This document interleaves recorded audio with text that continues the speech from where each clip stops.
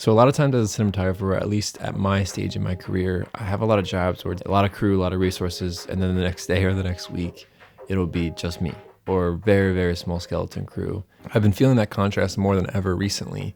And I know other people relate to this, and especially in the earlier stages of your career. And even farther down the road, I know people who still experience this. So I wanted to break down this very, very small production I did where I try to make the most of it. It was an interview setup. Everyone does the interview setup at some point in their career. There's still ways to have fun with it and try to make the best looking image you can with the resources you have, especially if you know what to look for. The talent was looking directly into camera. It was an educational thing. There's no other B angle. It was just that.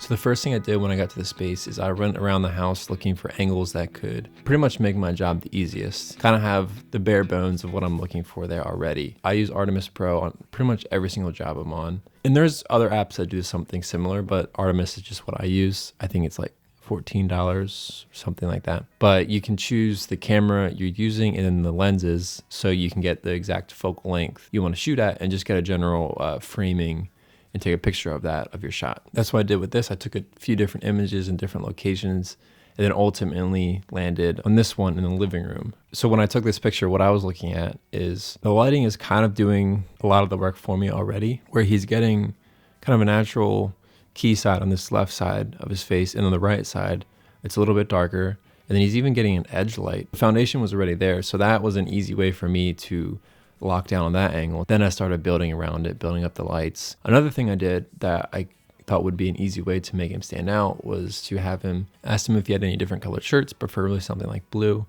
That would make him stand out because the background's kind of this like brown, yellowish tone, some greens, and blue would just make him stand out a lot.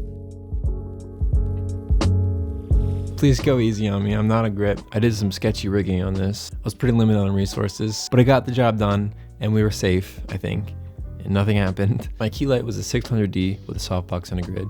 And then I had that tube light right next to it. And that was pretty much just wrapping the light around his face a little bit more and also giving him a little bit of an eye light.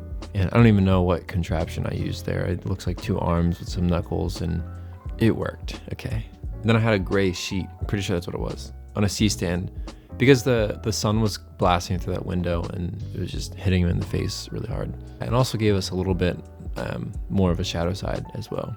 And then up in this right corner, that was an actual blanket. I think there was some harsh sun coming through there. I don't know why I did that, to be honest. I know it was affecting something at the time, but I think we were getting some like pretty gnarly reflection off something and it was hitting him.